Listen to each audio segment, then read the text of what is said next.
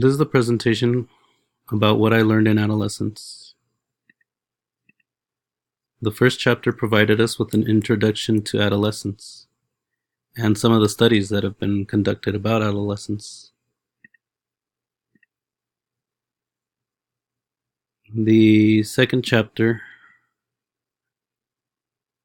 um, provides us with some biological aspects of adolescence.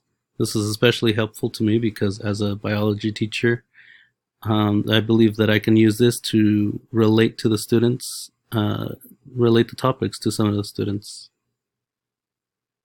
This is something relevant that all adolescents will likely be going through.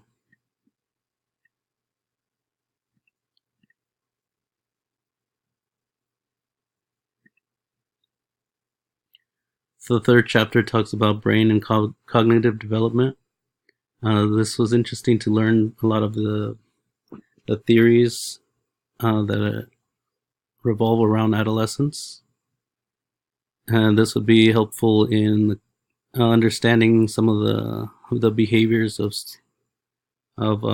adolescents in my class.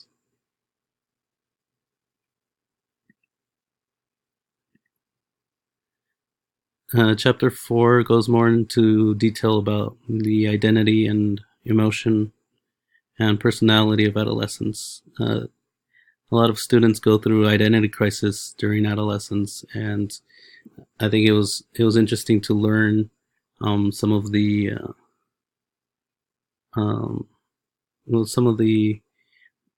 aspects of crisis. Even though I myself have gone through them, I don't believe it's the same for everybody, and I think it's important to know different aspects of identity crisis. In the fifth chapter, we learned about gender, and it was more. The chapter focused more on gender role rather than the biological aspects of gender, and I thought it was interesting to learn how how gender is influenced by like different cultures and different different influences from family members and peers, and how students develop a schema, which is kind of like a framework for building up their gender roles. Chapter 6 talks about sexuality and how adolescents in this age, in the age group that I am going to be teaching, they're going to be beginning to explore their sexuality. I've seen this in the classroom setting, and how some of the students are beginning to demonstrate that their interests, and it's helpful to know that sexual engagement is a normal thing that they're going to get involved with, and whether they get involved now or later has a big impact on what kind of behaviors they'll have later on. And I thought it was interesting to learn that abstinence does not really reduce early engagement or reduce the risks, and how some of the countries actually have like a curriculum that they use at the age of like 7. I thought it was also interesting to learn of how early how early children are going into puberty, which is something that was discussed in one of the earlier chapters.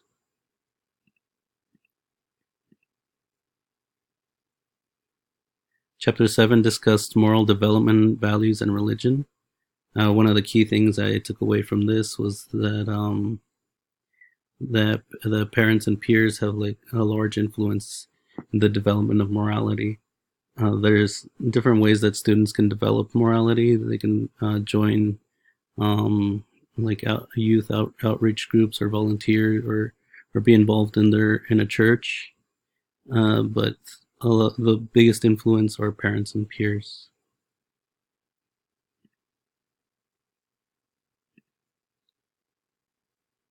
Chapter 8 talks about families. I think this chapter was especially helpful to understand like a lot of the behaviors of adolescents. I believe that families do have the largest influence in adolescent behavior because we do spend the most time with them. It was interesting to learn how some of the what some of the some of the uh, what some of the changes that affect adolescence and how they can be affected. I myself was a latchkey child, and I found it interesting to learn that being a latchkey child well, entails getting a larger role in the family and having more responsibilities. Especially me as the oldest, I would always have to be the first one to arrive at home and be sure that my brothers arrived at home safely as well. So I thought that was interesting to learn. I think that's good to know about the students, getting to know them and what their families are like. That would give some insight into some of their behaviors.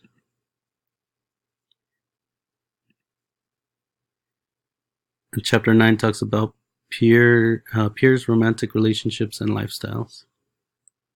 Peers have a large influence in adolescence, and more in adolescence than in any other stage in life. So it's important to know, to take away from this, that what kind of relationships the child has, to take notice of what kind of relationships the child has. It's One thing I thought was important to note was that adolescents in romantic relationships have a wider emotional swings. I myself didn't really date during middle school or high school, so it's something that I think would be useful to know is some of these things that were demonstrated in this chapter, um, because I myself didn't go through them.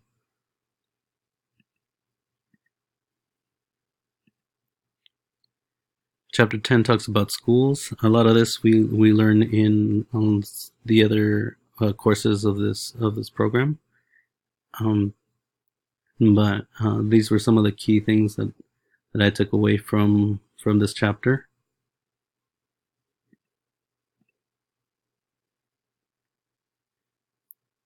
Mm, Chapter 11 talks about achievement, work, and careers. It was interesting to learn about how like achievement is influenced by different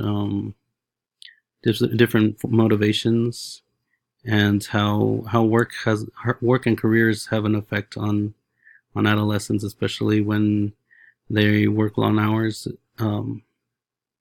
and when deciding what careers to take on.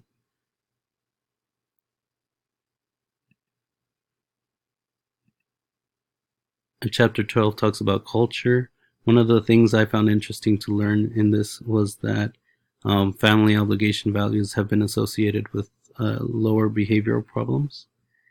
And I found this to be relatable to me, because me and my brothers, we did come from a low income family, and we did have a lot of obligation and responsibility, um, and we also related to the other point in this, that I stated in this PowerPoint, that we served as mediators for my parents. My parents never learned English, and I think it's important to know that some of these the students that will be in our classes are going through this as well. They're also like children of immigrants, and that they'll also have a lot of family values that could be helpful motivators in the classroom. And finally, chapter 13 talks about problems in adolescence and emerging adulthood. This I felt like this chapter was kind of like to sum up the problems that adolescents go through, and it provides ways to cope with some of the stressful issues that the adolescents will be going through. And I thought it was interesting to learn some of these, especially with suicide. I haven't actually had any experience with someone who has wanted to or committed suicide. So I thought it was interesting to take away this image here that demonstrates. Well, it gives some ideas of what not to do when confronted with a situation with someone who is suicidal. And then down here, I presented the course learning objectives, and that's it. Thank you for your time.